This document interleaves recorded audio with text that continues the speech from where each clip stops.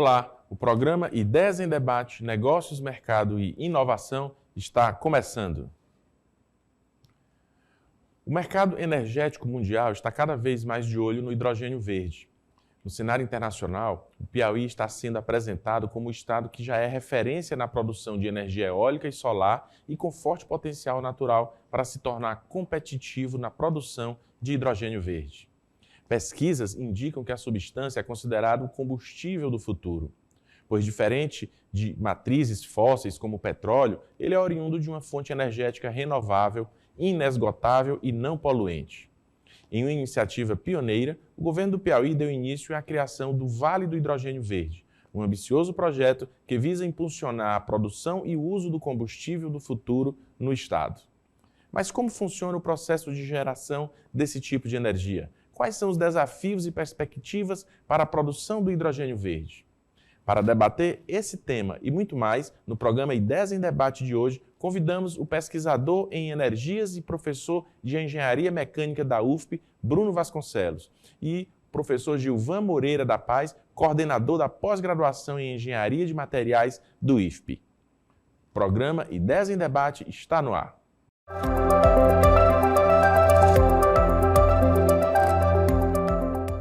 No programa de hoje, recebemos o pesquisador em energias e professor de engenharia mecânica da UFP, Bruno Vasconcelos, e o professor Gilvan Moreira da Paz, coordenador da pós-graduação em engenharia de materiais do IFP. Sejam bem-vindos, professores Bruno, professor Gilvan, e vamos conversar de forma bem didática para que o nosso telespectador entenda como acontece o processo de produção do hidrogênio verde. Bom, então, o hidrogênio, ele é um combustível, certo?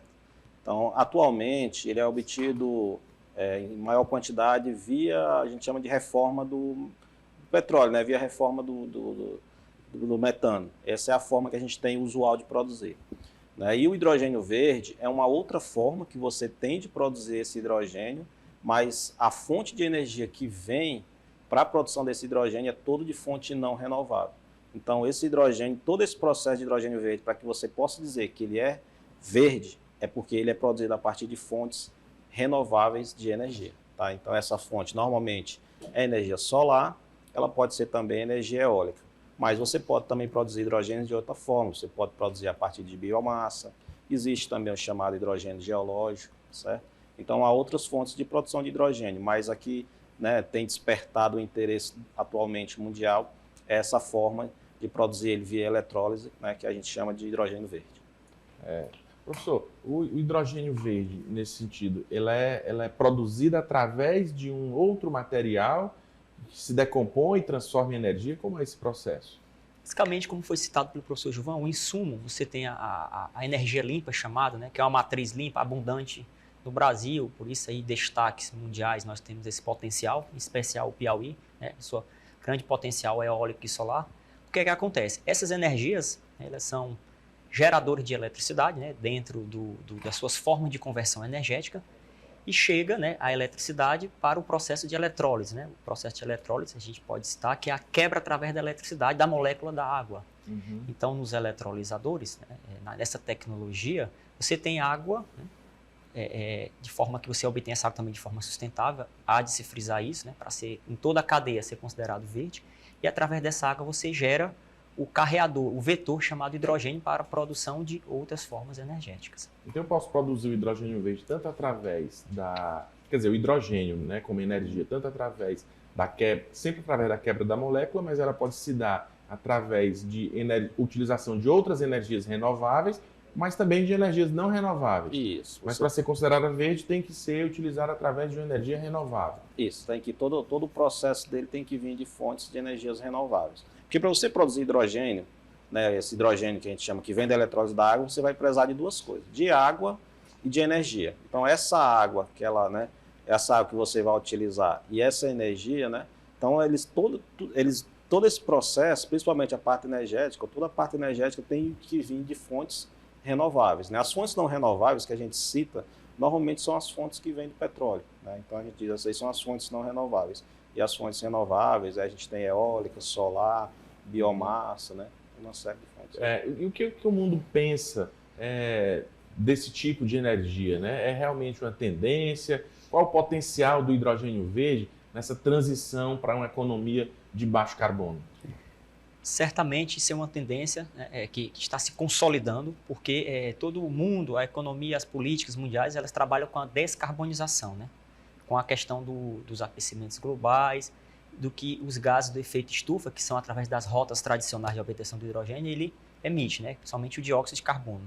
Então, quando você tem uma rota considerada sustentável, que é aquela rota que eu não vou emitir gases que contribuem para o aumento do efeito estufa, e se dizendo por isso o aquecimento global, ou a famosa descarbonização da atmosfera, você está contribuindo aí para com que nós tenhamos uma diminuição, né, desses índices de crescimento de aquecimento global. Sim, professor. A guerra na Rússia, né, e a Ucrânia, porque a Rússia é um dos maiores fornecedores de gás, é isso para toda a Europa. Então isso de alguma forma acelerou essa pesquisa ou mesmo a produção da energia, dessa energia verde, do hidrogênio verde? Isso, com certeza, né? Um dos pontos foi o que o Bruno colocou, que é esse processo, essa tendência de descarbonização que o mundo vem, né? Que foi até estabelecido pela União Europeia, né? Que a partir de 2035, sim, a meta deles era que você não tivesse mais nenhum transporte lá movido a óleo diesel ou a gasolina, né? Então, e essa guerra, com certeza a guerra entre Ucrânia e Rússia, ela acelerou esse processo porque os países eles querem utilizar o hidrogênio, né, que já como falei, ele é um combustível, então ele vai ser um vetor, ele vai ser utilizado ele vai ser utilizado pelos países, né, para que você tenha a diminuição da dependência da Rússia. Uhum. Então, por esse fator, você junta os dois fatores, a descarbonização e a guerra que está ocorrendo na Rússia, né, entre Rússia e Ucrânia, isso aí acelerou muito o processo. Até porque o hidrogênio ele não é só um combustível, ele é um vetor para que você possa produzir diversos outros produtos. Um deles que nós podemos citar é a amônia, que é a base da ureia, que é utilizada como fertilizantes. Entendeu? Então, a partir do momento que o mundo mira o hidrogênio verde, né, ele trabalha em função dessa estratégia do hidrogênio verde, ele não está só trabalhando em cima de um processo de descarbonização, como também você busca outras alternativas, né, além de Ucrânia e Rússia, de obtenção de amônia, e assim você potencializa, né, a produção de fertilizantes pelo mundo. Professor, aproveitando aí o que foi colocado, o Brasil e especialmente o Piauí, nesse cenário, né, dessa necessidade dessa energia verde a ser produzida, se colocam Piauí e Brasil num cenário bem favorável para a produção e para serem protagonistas na produção dessa energia? Certamente, né? Como já foi citado, nós temos a matriz, né? Nós temos dados consolidados em banco de dados, né? A níveis federais, de que nossa geração eólica, nosso índice de radiação, né? Solar é bem favorável aqui no estado, né? Pelas condições geográficas e climáticas. Isso te dá, então, o insumo necessário para toda essa produção em larga escala do hidrogênio, e agregando a produção do hidrogênio, como o professor falou, você pode agregar produto, né, do hidrogênio. Você pode entrar na área de fertilizantes, também na área de combustíveis, né, combustíveis sintéticos produzidos a partir aí da rota do hidrogênio, que você está trabalhando nessa questão da sustentabilidade, né? Certo. E questionamentos, né, relacionados aos desafios que precisam ser enfrentados para implementação e manutenção desse tipo de energia sempre tem surgido. Vocês poderiam explicar quais as principais dificuldades para produzir e para manter a geração dessa energia aqui no Piauí, por exemplo? Bom, o grande problema que o Piauí tem hoje para a produção do hidrogênio verde, a gente precisa entender que ainda é um processo que ele está em fase de amadurecimento, certo? Então a tecnologia é muito cara. Então, hoje você tem um alto custo para que você possa produzir hidrogênio verde. Outra dificuldade que a gente tem é que no Brasil a gente não tem ainda tecnologia suficiente, a gente não tem empresas que dominam a tecnologia para a construção dos eletrolisadores, para transporte e armazenamento. Então, todo esse material, né, que vai ser, toda essa indústria a gente vai ter ainda que trazer de fora. Embora a gente tenha profissionais com conhecimento, a gente ainda não tem como montar toda a cadeia aqui no Brasil e no Piauí também. No Piauí em especial, a gente tem ainda um problema de logística, que a gente sabe que o Piauí precisa, a gente está ainda em fase de construção do porto, né, para que esse hidrogênio possa ser exportado, e seus derivados também, mas ainda a gente precisa trabalhar a parte ferroviária, a gente precisa trabalhar a parte hidroviária, porque toda a cadeia do hidrogênio verde, né, ou toda a cadeia do hidrogênio, ela é muito complexa, né, e ela vai necessitar toda uma infraestrutura para que a gente possa consolidar ela no estado. Uhum. Professor, essa energia, quando a gente fala hidrogênio, se você falar, por exemplo, do óleo diesel, combustível, gasolina, isso é líquido. Você fala do gás, e o hidrogênio é também transportado como um gás, ou é líquido? Como é que ele é transportado? Bom, o hidrogênio, né, se você for pensar no gás hidrogênio, ele é um gás leve. A densidade energética dele, máxima, para ele ter uma quantidade razoável para satisfazer e suprir determinadas demandas, eu tenho que compactá-lo muito. Então você vai trabalhar com grandes níveis de pressão. Eis um dos gargalos aí da questão do armazenamento e transporte, é essa forma de eu trabalhar e de eu conseguir esse hidrogênio na forma gasosa, vapor, né? E transportá-lo pelo nível de inflamabilidade também da substância. Então aí um dos detalhes do que se leva em consideração nessa cadeia é a questão da segurança industrial também, né? Uhum. Então, alguns estudos de pesquisa e desenvolvimento estão sendo desenvolvidos, estão sendo estudados nessa questão do armazenamento. Quanto ao hidrogênio líquido que você citou, para eu trabalhar com ele de forma líquida, o ponto de liquefação dele é muito baixo. Eu tenho que ter grandes demandas de energia para mudar a fase dele de vapor para líquido. Então, requer e onera muito o meu custo final do produto agregado. A ideia é transportar através de gás mais compactado, né? Isso para ter um grande volume de transporte. E um dos fatores aí principais é a questão da segurança, principalmente segurança industrial e de transporte, né? Porque você vai ter que trabalhar com vasos de pressão com resistências a esse tipo de situação, né? Resistência admissível nesses vasos, né? Já com pressão. O hidrogênio ele é a menor molécula que a gente tem na natureza. Então ele é altamente inflamável, né? A sua chama é incolor, certo? E ele se dispersa no meio muito rapidamente.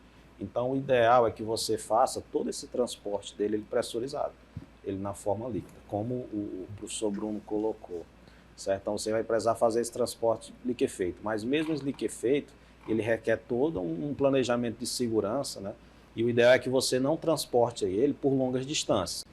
É como, né, como a gente tem observado, no mesmo local de produção, você já tem a liquefação e o transporte ali já perto do porto. Se haver um distanciamento, o ideal é que você converta esse hidrogênio em um armazenador. Esse armazenador é uma outra molécula ou algum hidreto metálico, alguma estrutura que absorva esse hidrogênio para que você possa transportar ele com mais segurança. Normalmente se converte esse hidrogênio em amônia ou se converte ele em metanol. Apesar de serem tóxicos e inflamáveis, mas eles são menos inflamáveis que o próprio hidrogênio.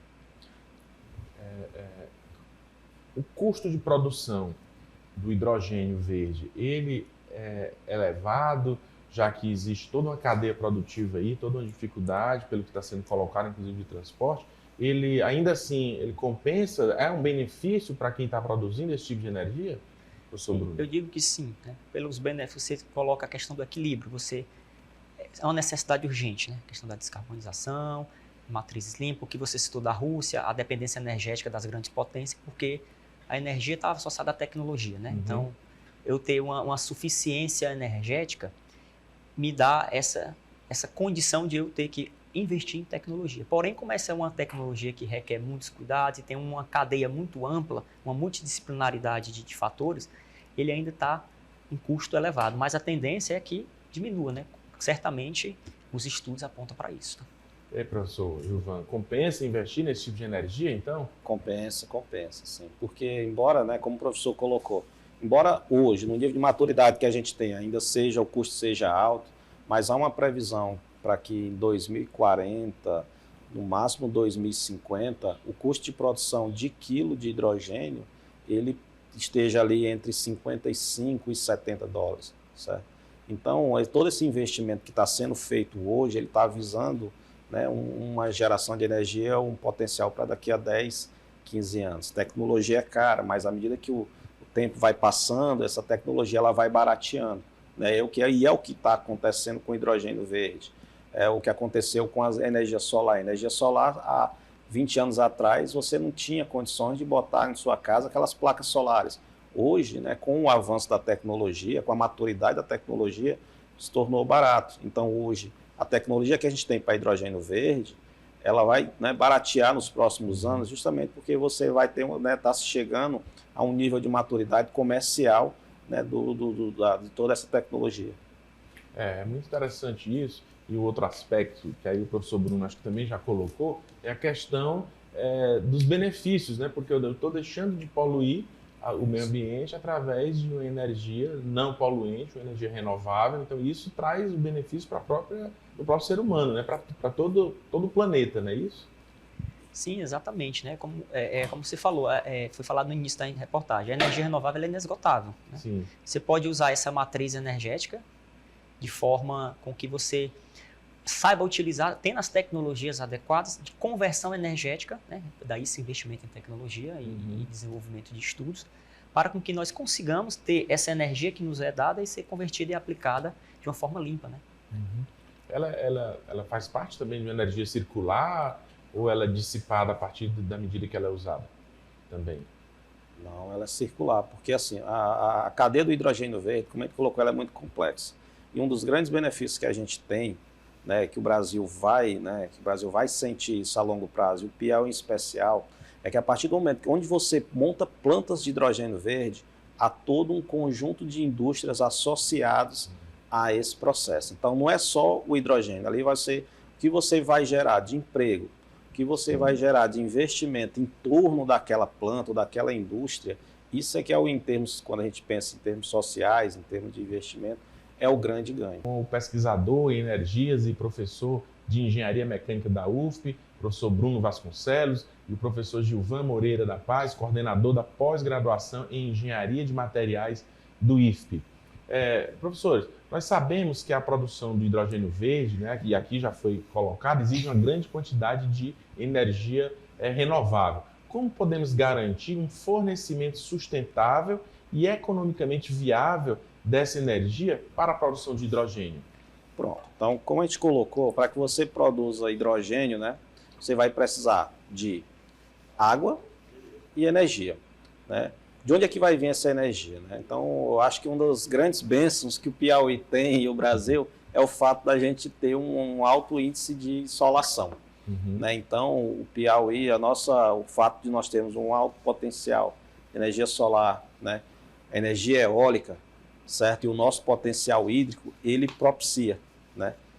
Ele é um fator determinante para que a gente possa ser um dos maiores produtores de hidrogênio verde do mundo, certo? Então, o Piauí, sem dúvida nenhuma, do ponto de vista energético, hoje, no Brasil, é o estado que possui o maior potencial quando você combina todos esses fatores para a geração de hidrogênio verde. E aí, professor Bruno, o que o senhor diz a respeito também dessa... Perfeitamente, né? Nós temos, concordo plenamente com o professor Gilvan falou, nós temos, né, índices, né, já isso consolidado em bases de estudos, em banco de dados nacionais, né, de efeitos de análise de dados meteorológicos, em termos de insolação, bases climáticas, quando eu analiso perfis de curvas eólicas, quando eu faço uma análise de estudo mais aprofundado nessa parte de geradores eólicos, que nós temos sim essa grande, né, capacidade potencial de fornecer esse insumo, que é energia inesgotável e limpa.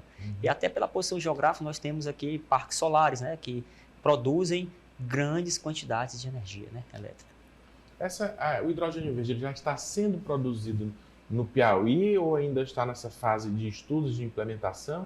E ele já está sendo produzido também, essa energia, em outros estados aqui no Brasil? Vamos lá. Poucos países no mundo, né, estão produzindo hidrogênio verde pelo método atual que a gente fala, que é pelo método da eletrólise.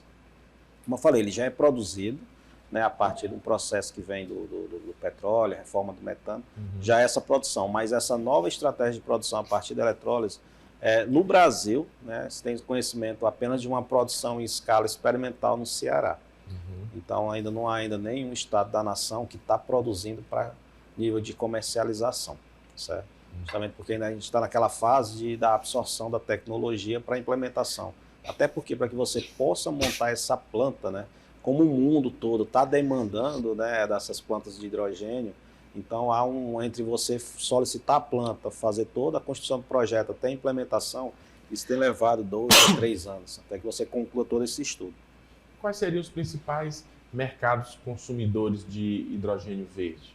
A gente tem um mercado consumidor para isso, já específico? Certamente a Europa, acredito que seria o grande importador dessa energia.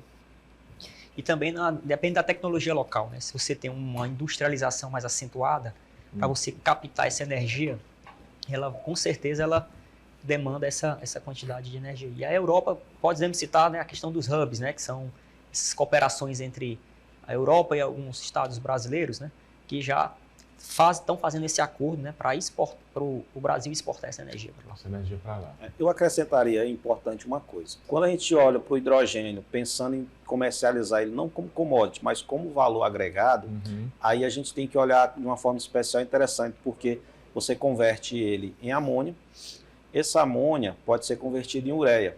O Brasil, ele exporta muito, aliás, ele compra muito a ureia de fora por conta do nosso fertilizante, que o Brasil não produz fertilizantes. E a partir do momento que a gente pegar esse hidrogênio verde, a gente converter ele em amônia, até chegar na ureia, que é o nosso fertilizante, em vez de a gente vender esse hidrogênio como commodity, pelo contrário, a gente vai agregar ele e vai vender ele para o próprio país na forma de amônia. Então a gente vai, além de agregar valor, o nosso próprio hidrogênio verde ele já tem um mercado que é o próprio país. Né? A estratégia que está se pensando aqui no Piauí, né, cabe destacar que ela é muito interessante, onde a gente pensa, né, a possibilidade da implementação de uma planta de amônia, de hidrogênio verde, no sul do Piauí.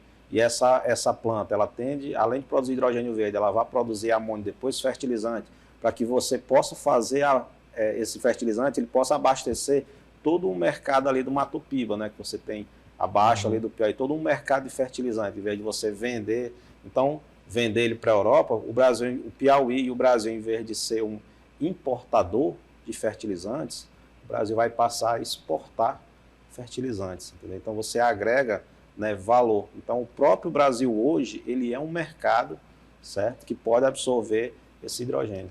E abastecer o mercado mundial, né? Que está uma demanda muito grande porque a Rússia é um grande produtor, não é isso? De fertilizantes, Rússia, Ucrânia. Hoje a gente compra muito da China. Tem uma série de países que a gente compra e a ideia é a gente inverter a logística.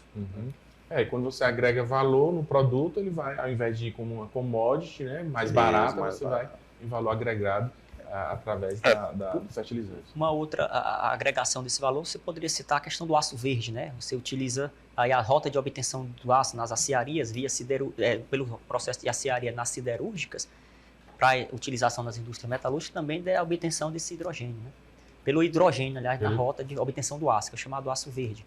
E a questão dos combustíveis, né, sintéticos, combustíveis sustentáveis, que a gente chama SAFEs, né, da sigla em inglês, lá de combustível de aviação sustentáveis. Também aí está em crescimento no mercado mundial. Então ele pode ser utilizado na criação desses combustíveis para aviação também. Sim, o hidrogênio ele vai ser o vetor carreador de energia que vai entrar numa outra rota de processamento, no caso dos SAFEs, né, que são os combustíveis de aviação sustentáveis, para a obtenção desses combustíveis. Onde hoje você utiliza a lenha como combustível, você pode substituir por hidrogênio. E aí é onde entra o processo de descarbonização. Então, qualquer processo que você vai utilizar uma fonte, né, uma fonte, seja lenha, seja uma fonte de combustível não renovável, você pode, né, tem potencial de substituir ela por hidrogênio.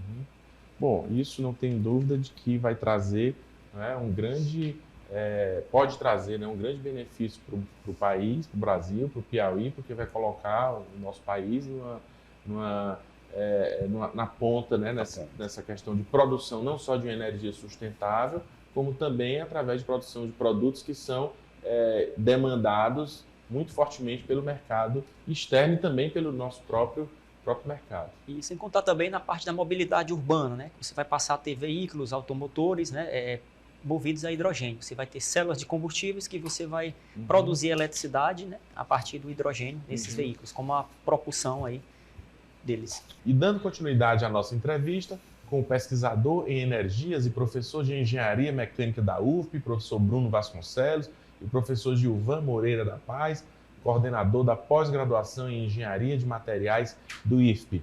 Professor, quais são as principais políticas e estratégias nacionais que aborda esse tema da energia. Já existe alguma política nacional, alguma estratégia nacional abordando essa questão da energia verde, do hidrogênio verde? Pronto. Toda essa questão em termos nacionais, essa discussão, ela é recente, né? Então, o primeiro passo que o Brasil deu foi a criação do PNH2, certo? Que é o Programa Nacional de Hidrogênio Verde. Então, esse programa ele estabeleceu 5 pilares, né, relacionados ao desenvolvimento da cadeia do hidrogênio verde no Brasil. Né? Agora, num segundo momento, né, a parte política ela já está estudando um arcabouço regulatório para o tema. Certo? Então, como ainda está em fase ainda de discussão, né, em termos de Estado, a gente tem o Ceará, que tem uma legislação própria, mas possivelmente vai passar por modificações, né, para ser alinhada a essa questão nacional. Piauí, ele também já iniciou as conversas, assim como outras regiões, outros estados da nação também já está em discussão. Mas a gente está ainda amadurecendo a discussão, porque é uma temática ainda muito recente, ela envolve temas relacionados ao meio ambiente. Então, é uma discussão que ela ainda precisa ser levada para a sociedade, para que a sociedade também, né, emita seu parecer, sua opinião, para que a gente possa fazer uma construção, né, desse documento, desse arcabouço, onde todos possam sair ganhando, né, e o Brasil possa aí alavancar ou possa liderar essa corrida para a gente ver. Professor Bruno, então é toda uma cadeia, né, como a gente já falou aqui, é uma indústria que se gera através do hidrogênio verde, da produção, e é necessário, por isso, que haja um debate também e estudos mais aprofundados sobre essa matéria, para que também se aprimore a produção, facilite a produção. Como é que está todo esse movimento no cenário nacional e internacional também? Como a gente está falando a nível de regulamentação, né? Esses programas nacionais estão tramitando alguns projetos a níveis de regulamentação dessa cadeia, porque envolve sustentabilidade e tem impactos ambientais em algumas situações. Quando eu digo impacto ambiental, quando eu considero, às vezes, a água que eu quero usar no meu eletrolisador. Às vezes você tem que considerar que às vezes vem água de uma cadeia sustentável, né? Não seria uma água que vai competir na cadeia sustentáveis. Tem a questão também de regulamentação dos locais onde vão ser implantados os protótipos a nível menor de escala modulada de produção ou até níveis maiores, né? Então, isso aí envolve toda uma regulamentação, todo um estudo de impacto para a certificação desse tipo de produção. Tá? Se eu quiser criar uma usina de hidrogênio verde aqui no Piauí, parece que não tem nenhuma ainda. Se eu quiser criar uma usina de hidrogênio verde, é possível já implementar essa usina? Hoje o Piauí ele possui a ZPE, né, a Zona de Exportação Portuária do Piauí, ela já tem todas as condições para abrigar, né, uma planta de hidrogênio verde para a produção, certo? Então isso hoje já é possível. E quais são, nesse caso, as principais políticas e estratégias nacionais que a gente abordou agora e as iniciativas do Brasil? Tem algum incentivo do governo, seja estadual ou federal, para que haja vamos dizer assim, uma corrida para antecipar essa produção dessa energia, criar uma usina de hidrogênio verde no Piauí? Há algum incentivo, algum estímulo do governo para isso? Então, a gente pensar em termos, vamos começar pelo governo do estado, né? O governador Rafael está desempenhando um papel, né, importante nisso, nesse pioneirismo que ele vem na atração de investimentos, todas essas viagens que eles têm feito para a Europa, né, e outras que a gente já viu que ele vai fazer. Isso tem sido muito importante para que você possa atrair esse investimento e criar todo esse ecossistema que você precisa para a produção do hidrogênio verde. Nacionalmente, também o Brasil ele vem buscando, né, ele vem por meio de editais, a gente já tem algumas agências do governo que elas estão investindo em editais de pesquisa e desenvolvimento para que a gente possa, né, justamente acelerar todo esse processo da implementação do hidrogênio verde, dessas usinas, né, de hidrogênio verde no país. O que ainda falta, né, que a gente observa é justamente mais essa questão desse arcabouço, já que, como o Bruno colocou, você precisa, tem toda uma questão de segurança envolvida, né, não é qualquer região que você pode implementar uma usina de hidrogênio verde. Você precisa primeiro fazer estudos de potencialidade, mas você tem a questão de risco, tem a questão de resíduos, tem uma série de fatores que precisam ou que estão associados ao entorno dessa usina. Mas eu acredito que o caminho que o Brasil vem levando, né, o caminho que o Brasil está tomando, né, é o caminho correto. Certo? Cada estado, né, ele tem visto sua potencialidade, tem discutido, tem procurado discutir e trabalhar em cima do que pode fazer.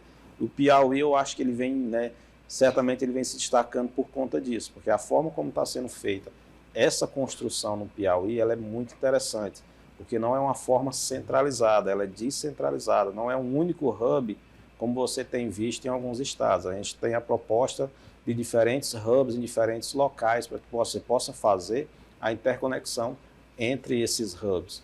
Isso aí potencializa muito a produção do hidrogênio verde, vai potencializar muito isso no Piauí, no Brasil, né? E vai gerar, né, uma produção elevada quando todo esse ecossistema ele tiver implementado. Professor, como é que o senhor vê essas iniciativas? Não, excelência. Vale enfatizar, né, que recentemente o governador Rafael Fontella estava na Europa, né, apresentando o que o Piauí tem de seu potencial, né, e sempre alinhado aí às políticas de gerenciamento do Ministério de Minas e Energia, né, tá voltado aí para investir, né, nessa área que o Brasil é expoente, tá? Então aí bem alinhado mesmo, né, mostrando aí para captação de investimentos, atrair investidores, né, porque nós temos essa energia de forma abundante, né. E é importante ressaltar que o mundo tem muito capital para investir.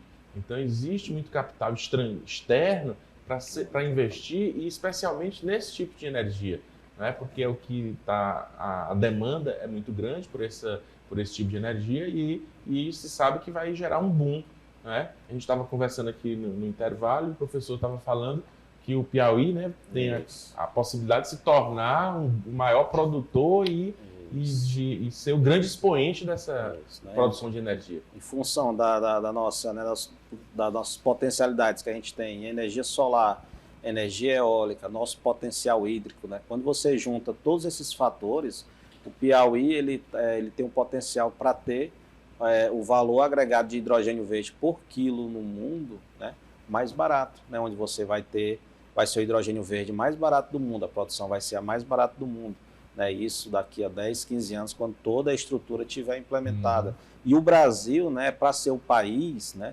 onde se produz o hidrogênio verde mais barato do mundo. Com certeza isso é um atrativo, né, para todos os países que pretendem investir, né. Por isso que a Europa está olhando o Brasil com toda essa forma diferenciada, e o investimento que está sendo feito é altíssimo justamente por conta disso. Porque nós vamos ser, daqui a 15 ou 10 anos ou menos, o maior produtor de hidrogênio verde do mundo e o mais barato. Pois não, professor, você ia complementar alguma coisa? Não, era só para enfatizar realmente, porque nós temos essas potencialidades, né? E o mundo já viu isso há muito tempo. Nós temos capacidade técnica, o Piauí tem essa capacidade técnica, professor, para assumir esses desafios e colocar para frente, ou é necessário também importar gente de fora ou a tecnologia de fora? Isso é uma pergunta, né, que nos deixa a refletir bastante, né? É um desafio, como você falou, né?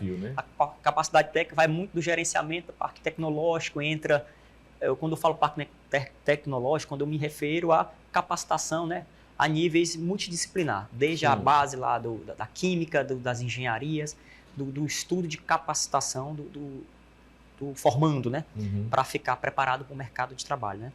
Há muito a se crescer ainda, né? Nós estamos aí com o crescimento vertiginoso, posso dizer, dessa forma dessa cadeia, e realmente é um desafio, tá? A nossa mão de obra ainda tende muito a crescer, e certamente no futuro não tão distante vamos ter profissionais extremamente qualificados aqui no estado. O piauiense, eu sempre digo que ele é muito, né? Nós somos, eu acho que um dos estados onde nós temos as melhores cabeças, né? Sempre que nós vamos para algum outro estado fazer alguma pós-graduação, né, sempre é destaque. Dificilmente o piauiense ele não se destaca nesse cenário. E o Piauí atualmente, né, ele tem investido, o Instituto Federal, o Governo do Estado, a Universidade Federal, a UFBPA e a UESP, né, elas têm investido no sentido de formar esses profissionais. A gente sabe que vão ser precisos, né, para toda essa cadeia você vai precisar de formação multidisciplinar, são diferentes formações, mas eu vejo como um grande desafio para as instituições isso, elas enxergarem quais são as enxergarem quais são as necessidades, né? Nós já foi feito um estudo até por uma agência do governo federal, se não me engano é IPEA, né? Onde ele já mapeou quais são as capacitações, quais são as formações que você precisa ter para alimentar essa cadeia do hidrogênio verde. Eu acho que agora cabe, né, às instituições, ao governo fomentar, né, estruturar esses cursos para que a gente possa, né, no momento certo, à medida que a cadeia for se desenvolvendo, a gente inserir nesses profissionais, né? É necessário, no momento, a gente vai trazer profissionais de fora? Certamente vamos trazer profissionais de fora, mas o ideal é que esses profissionais venham apenas para nos capacitar, né? Que a gente possa, né, num curto a médio prazo, a gente já possa, a gente mesmo dar sequência ao processo. Existe, então, pelo que os professores estão colocando, todo um mercado, né, um novo mercado que está surgindo e que a gente precisa de gente capacitada para ocupar esse mercado de trabalho. Mas o interessante é porque boa parte da cadeia já são cursos que nós temos. Já temos na grade normal das nossas universidades. Isso. Aqui. O que falta agora é o quê? É você direcionar. Né? Você direcionar para a cadeia do hidrogênio verde. Citamos a Universidade Federal, podemos citar como exemplo um curso que foi criado agora, o curso de Tecnologia e Energias Renováveis, né? Aí que vai captar grande mão de obra para esse mercado.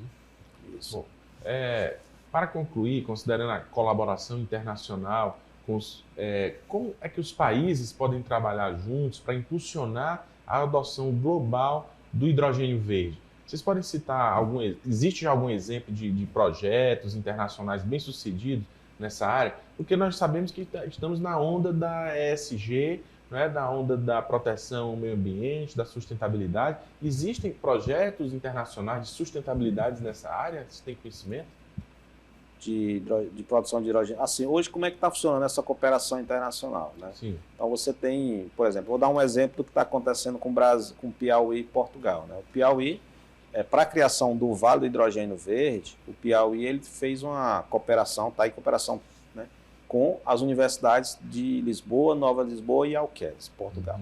Então, a partir desse consórcio que está se construindo, que é o Vale do Hidrogênio Verde, né, vai haver um intercâmbio entre essas universidades e as universidades aqui do Piauí, né, para que haja essa troca de conhecimento, haja toda essa troca de tecnologia e a gente possa fazer a construção desses projetos.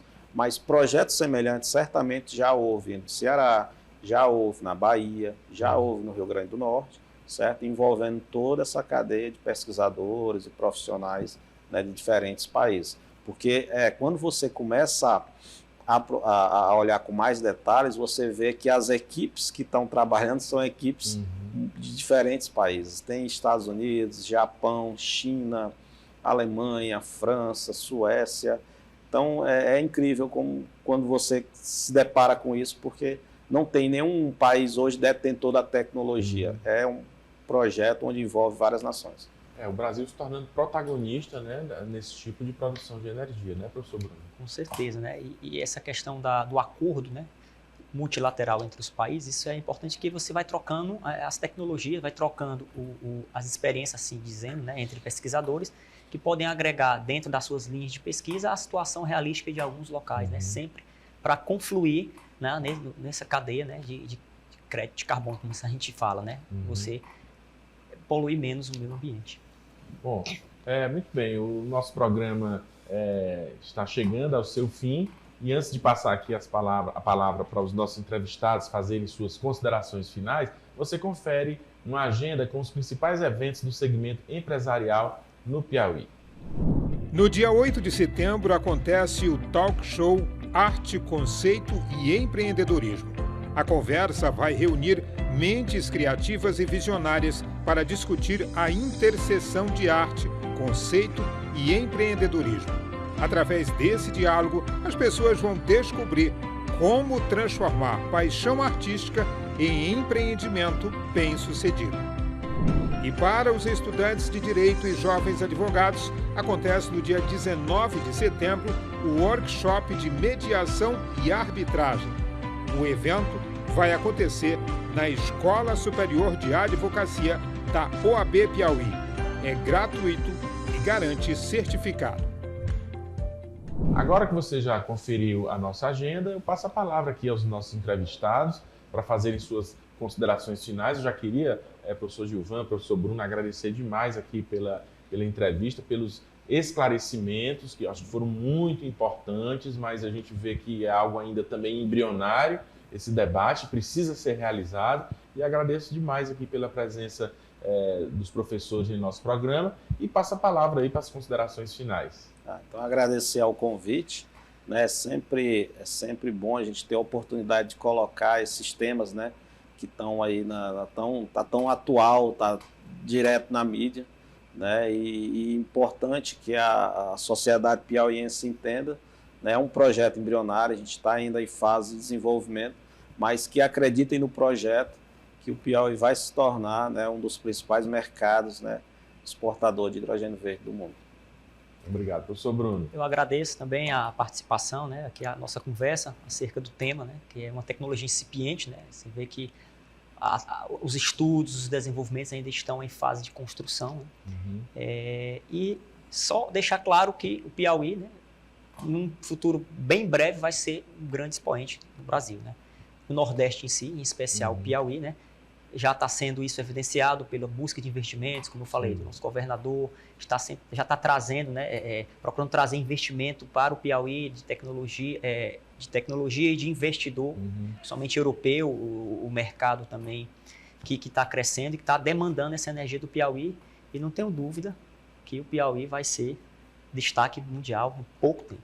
Bom, esperamos que sim, e agradecemos aqui aos nossos convidados e também à sua audiência em casa, e convidamos você também para participar da nossa produção através das redes sociais, @Sistema o Dia, e do WhatsApp 869-9911-2111. Você também pode sugerir pautas e nos enviar feedback dos assuntos discutidos. Acompanhe a reprise do programa também, todo sábado, das 9 às 10 horas da manhã. Caso não tenha tempo para acompanhar a transmissão às terças-feiras, mesmo a reprise aos sábados, você pode acessar nosso canal no YouTube. É só pesquisar Sistema o Dia na plataforma e assistir o programa na íntegra.